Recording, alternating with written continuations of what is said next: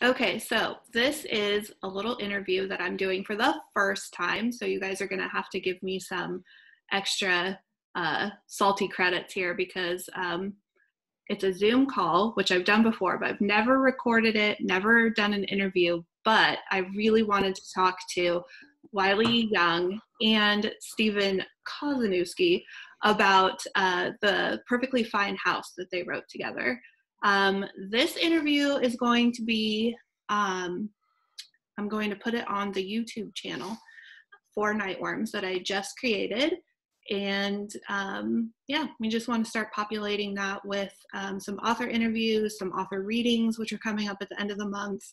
And then hopefully for our Nightworms channel, we're going to start interviewing authors and having author readings for people and publishers who have books in our Nightworms packages. So you guys are my test subjects today. You'll try the best and then try the rest. Everyone else will just pale in comparison, right? It's a tough mountain to start on. So why don't we go ahead and introduce ourselves?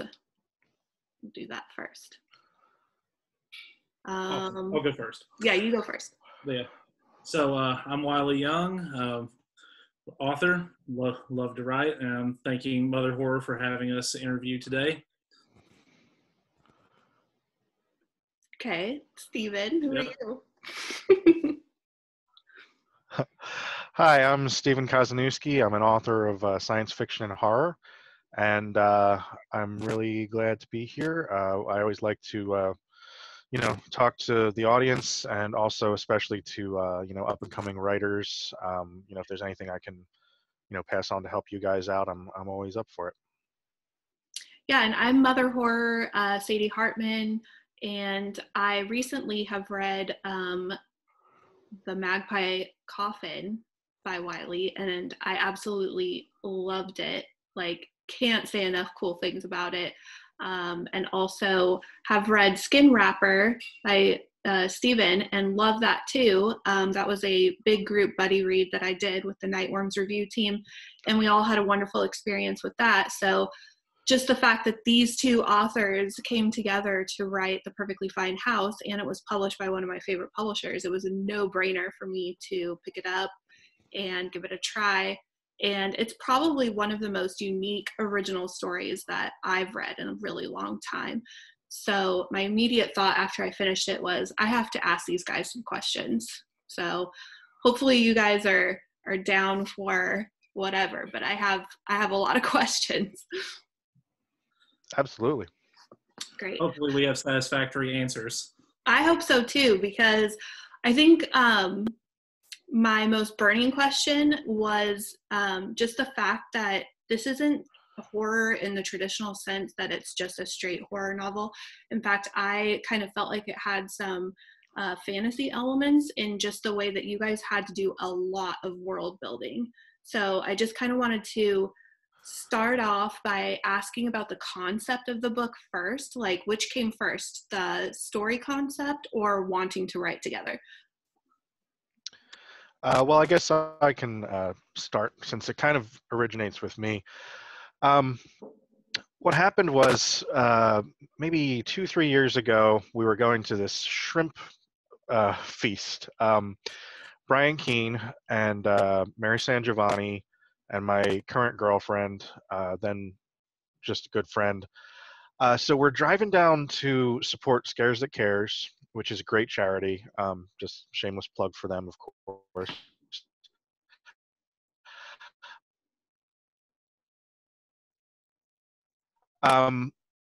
And as we're driving, Brian turned.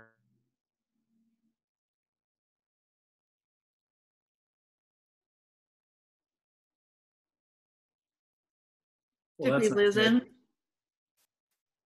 Stephen, we lost you.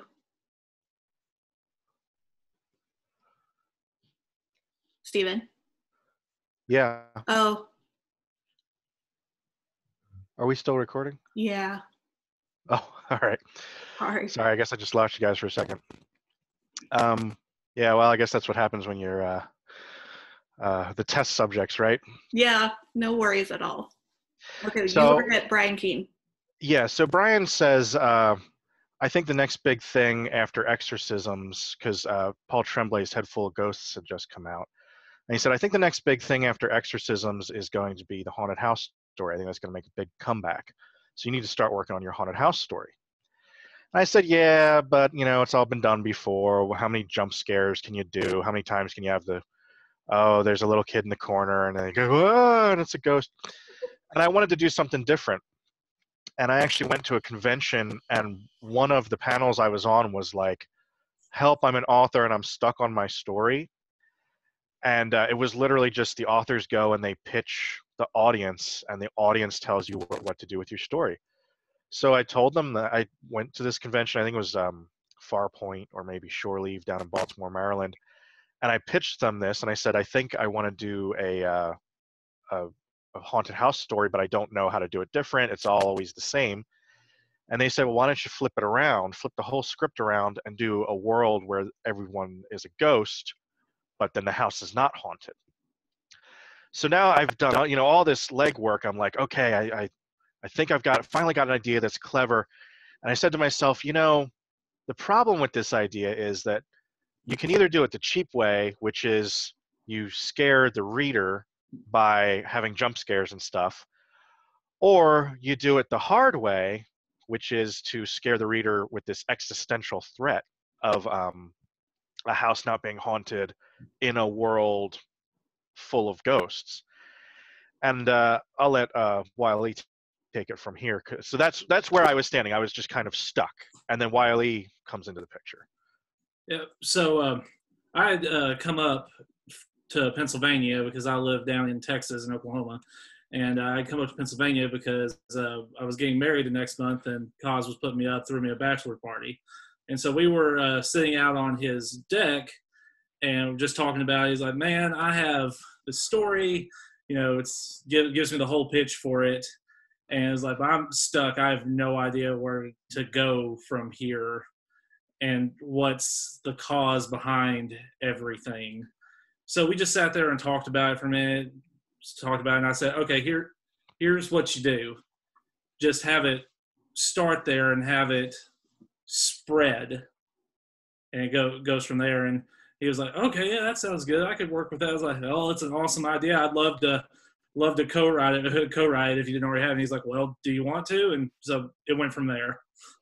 Oh, I love that. Yeah. And then once you guys decided that you were going to write this story together, how did you mechanically do that? Like, was it an exchange over emails, or did you call each other and talk about it? That actually came from a second trip. So we started plotting it out on the first trip I came up there, and I came up again a few months after that, and we sat down and kind of plotted out the whole book, what we wanted to happen. We had an outline for it that we shared, that kind of thing, and went back and forth. And it went pretty good. His style of writing and my style at the time were very dissimilar things, so we decided to take two characters. He would write one, I would write the other, and it would be told from their unique perspectives. Oh, that's interesting. So that is the way you ultimately started doing that then, was taking turns on the characters? Yeah. Oh, yeah. That's super cool, because I actually kind of wondered about how you guys seamlessly blended your voices, because I know that like Steven's voice has, just from reading Skin Wrapper, it's just kind of these like short, punchy chapters, and, has like this edgy tone to it. And then Wile, like your story, the Magpie Coffin, was just like, I don't even know how to describe that. Like, for being like a splatterpunk Western, which is kind of like a new coined genre kind of, I felt like you had been writing old Westerns for a really long time. Like you have an older author's way of talking, if that makes sense. It's because I've got that drawl and live in the South. I mean, that comes through, but I mean, also just like you just sound like a seasoned Western writer, that's been doing it for a really long time. That's how it came across to me. I appreciate it. Yeah, and then Steven's voice is super fresh and modern. So yeah, you guys doing that together was was really a trip. Um, Well, a lot of that came from the editing process. One of the things I really admire about Wiley, working with him, um, is his ability to, bleed on the page, and just he'll just write these chapters where it just like rips your heart out. And like we kind of let the key go, we kind of let the codex go, so you can tell which chapters I wrote and he wrote originally. And some of the ones where like towards the end of the book where the ghosts are just really heartbreaking chapters. yeah. But then at the end, I sat him down, and he kept saying, "Did you really have a lot of trouble with Stevie Kopis, who was my other collaborator?" He's like, "Because you keep telling me you're going to edit the hell out of me." And I was just saying, I really just want to edit this to be up to my standards. So every page, every word is going to be up to my highest standard. That's what we're going to do. And I was a little bit trepidatious about telling him that. And Wiley, you can say your perspective in a second here. But then I went in and I really just edited the hell out of it, because I was like you were saying, Sadie, I was like, I want this to sound like it's all one story, even though we did write from two different perspectives. I want everything to be up to the highest possible standard that I'm capable of writing in 2019. So that was what I did. I mean, Wow. we edited together and made sure that everything I felt like held together. How many, if you don't mind my asking really quick, like how many drafts did this go through before it went into its final form? I think we did one draft, then edited the hell out of it. That's how I usually do it. Oh, okay.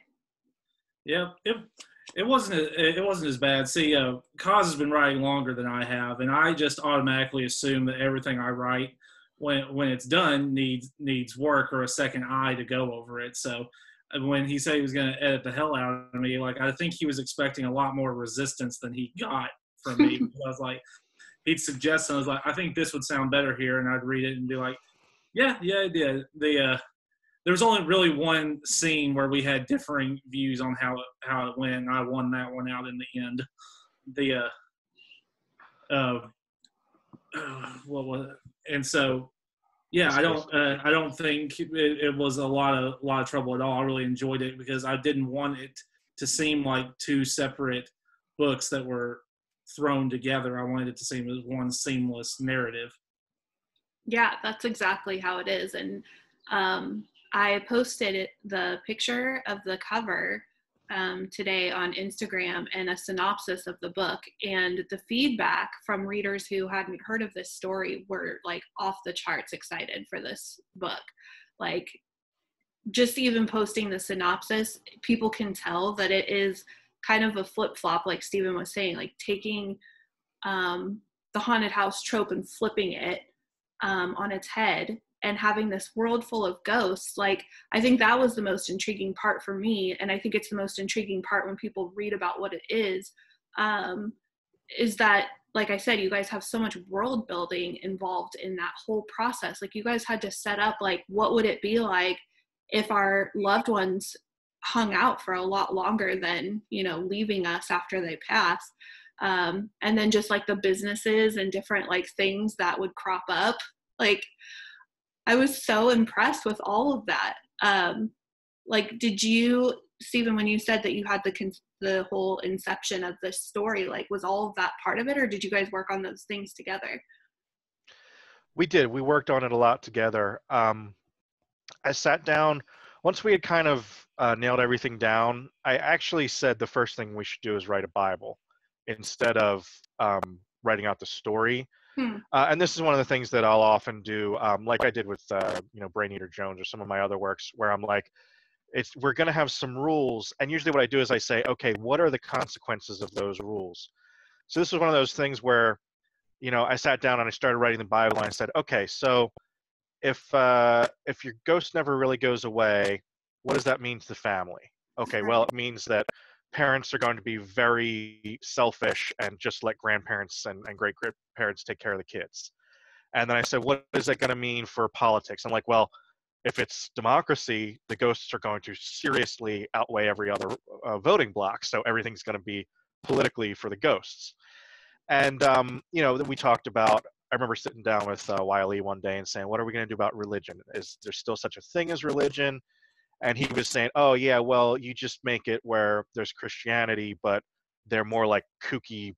They're more like Scientologists in this world, because who would care about bodily resurrection and that kind of thing?" Right. And yeah, it's really just like, and then a lot of it came out actually as we were writing. I felt like, because sometimes you sit down and you're like, even just a regular like turn of phrase, like I would be going to write and say it was as quiet as a churchyard or something. I'd be like, well, they wouldn't know what that means, and I would have to say it was as quiet as a divorce proceedings or something. And Yeah, yeah, that's really noticeable in the story, like, and just the jobs that you create for people too, because of all these needs that would arise from having animals, like dead animals around, and ghosty people. And yeah, that was very evident that you guys had to do a lot of conversating about that topic. I honestly felt like we didn't get to explore the world enough. There is so much that we didn't get to really dig into because the story had to flow and we didn't have to go off on a tangent. Like vanity projects, like cemeteries became vanity projects for rich right. ghosts. And there's just this whole society that I wanted to dig into more, but like a lot of things. Will you? Maybe someday. We'll let this one run its course first before we get to that point. What we could do is maybe we could edit an anthology and say pictures have to be set in this world. Let other people do the work for us. Yeah, that would be really cool. One of the things I really did want to write, if we do actually do an anthology or something, when I was researching what are like the oldest cities in the world, because I was like, let me compare it, because if you have a place in like America that was relatively recently settled, there's not going to be a ton of ghosts there. But if you're going to like Bethlehem or like Baghdad or somewhere that's had like human civilization like for tens of thousands of years, I always wanted to write something set in one of those places where it would be like a New York for ghosts, just because it was a really, really old city. That was one of the things I think I barely mentioned it, and when I wrote it, I was like, damn, I'd really like to set a short story or something set in that. Yeah, I like that idea for an anthology, actually. And then just to bring in other people into that world would be really cool. And I was thinking about ghosts that were part of disaster areas like the Titanic, because every time they regress, they're at the bottom of the ocean, living out their deaths, reliving that. So now all of a sudden, I think it would governments would suddenly go on these ghost rescue missions to recover their bodies so they won't regress to where they, and where they can't get out of that loop. They won't have outside influence. Yeah, that'd be cool. Did you guys already know that you were gonna submit this to Grindhouse, or were they just one of your top publishers you'd want to have do this? That's actually a very interesting story. I don't know if I should tell the whole thing. Maybe I'll start to tell it and then let Wile take over. But Grindhouse is one of our, like most desired presses to work with.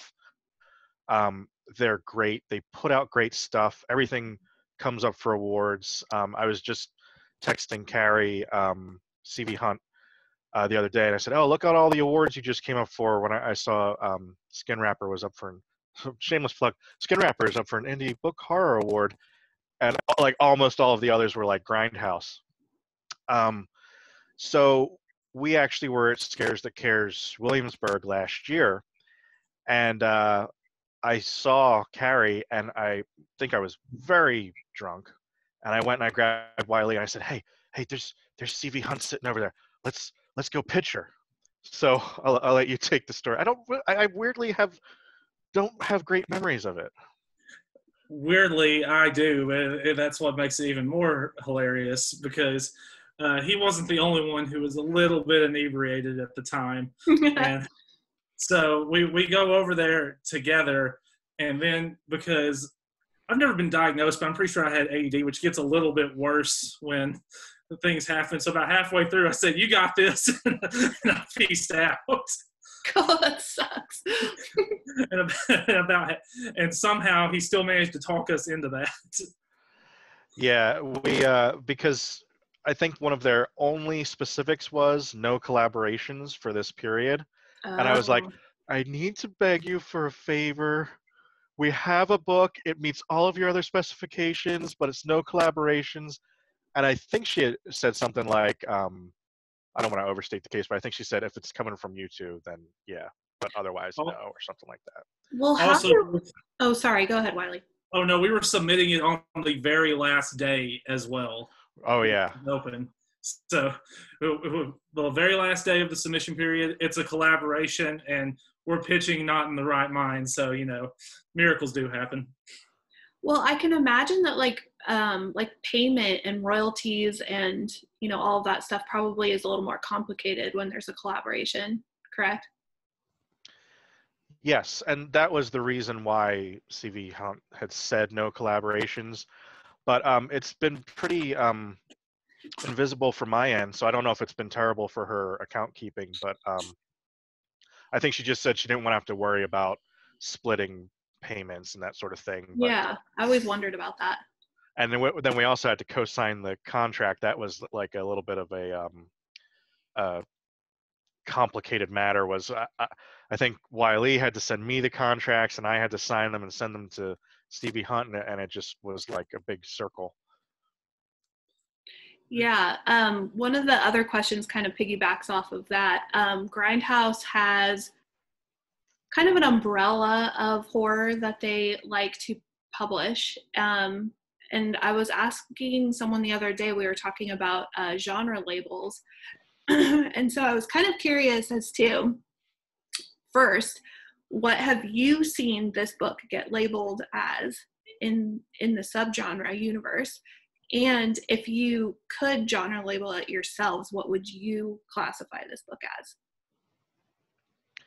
Well, I just saw someone, a reviewer, call it a dark romance or a rom-com, I think, which is not terrible. I mean, there is that element of it. Yeah, it's definitely not a normal horror story. What do you think, Wiley?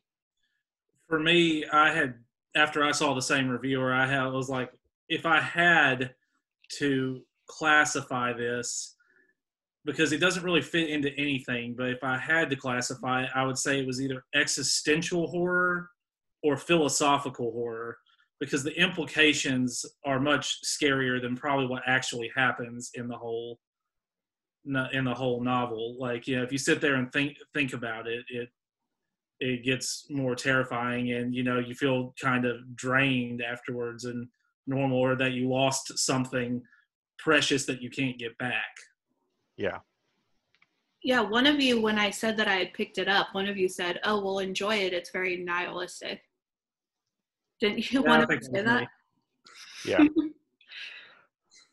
Yeah, but, you know, I don't always think of nihilism as a bad thing. I think it's more just kind of facing facts. You know, we got to enjoy what we got, because I don't think there's a whole lot afterwards, here or in the universe of The Perfectly Fine House. Yeah, totally. I also think that it would fall under, like, you know, in certain tropes and stuff too. The romantic thing isn't bad, like you said, kind of a rom-com, because there was some funny stuff in this one for me too. So I just kind of wanted to highlight for horror fans that like a little humor thrown into. This book definitely has that covered. Just some of the job descriptions of some of the people, and just some of the kind of weird dating services and things that were set up for the ghost community is pretty interesting. I enjoyed that. Thank you. Yeah. We have a few minutes before our time is up, so I just wanted to leave this part of it open for any current projects that you guys are working on, any books that you have coming out in 2020, anything you want to promote. We're here for it. Well, all right, I'll talk about what we're collaborating on now. The next thing I have coming out in 2020 is oh God, he's going to kill me. I think it's called Brutality from Evil Cookie Press. There's going to be a brand new, never before seen Brain Eater Jones short in that coming from K-Trap Jones later in the fall, I think. That's the only thing I've really got on the docket. I'm going to be pushing the Perfectly Fine House really hard here. But we have started together working on a reboot / reimagining of Clickers, the famous J.F. Gonzalez property. We were asked by Brian Keene, who's the head of J.F. Gonzalez's estate now, to reboot / reimagine Clickers, and of course we couldn't just follow instructions and make it set in 2020. So we are pitching a World War II Clickers story, and we're basically doing it like the way Titanic was. Like the modern piece is when they discover these sunken ships off the coast of Guadalcanal, and then the meat of the story is set in World War II. And we're calling it Clickers Never Die, based on the old Douglas MacArthur quote, old soldiers never die, they just fade away. So probably right after this meeting, I'm going to start yelling at Wiley about why we haven't been working harder on that. So what are you working on instead of that, Wiley? Oh. Lots of things. So there. Lots of things. Yes. No. So yeah, we have that. That was actually my Saturday project after this was to work on that, not just because he's calling me out on it, but besides that, I'm writing a book. Don't know if I can say what the publisher is for it yet, but it's called Man Up. Death's Head. It's not Death's Head. Oh, all right, then I don't know. It's called Man Up, and it's my elevator pitch for it was Dawn of the Dead meets Lady Hawk, if you've ever seen that movie. I have seen Lady Hawk. Yeah. Cool.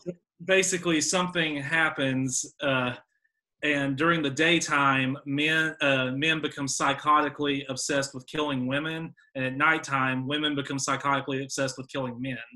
What? Yeah, so it's this like cycle kind of thing, and the main character is the only one unaffected, but they both attack him. So. Wow, that sounds cool. Yeah. Yeah, and I love the Clickers universe too, so. And besides that, my wife and I actually just finished co-writing a book, Dust Bowl Children, which is it's Hansel and Gretel in the Great Depression, and we're going to submit that to Nightfire when it opens for submissions. Yeah, I heard the tour, are they still taking submissions right now, and then they're going to start putting out titles in 2021, right? I think they're opening up on June 15th. What is it, June 15th? June 15th. Oh, okay. I thought I heard like Ronald Malfi or something say that he had turned something in. I'm not sure, but. Well, if you're Ronald Malfi, they probably reach out to you. Yeah. Okay. Well, that all sounds good. I'm going to go ahead and press the thing here and I'll edit that out.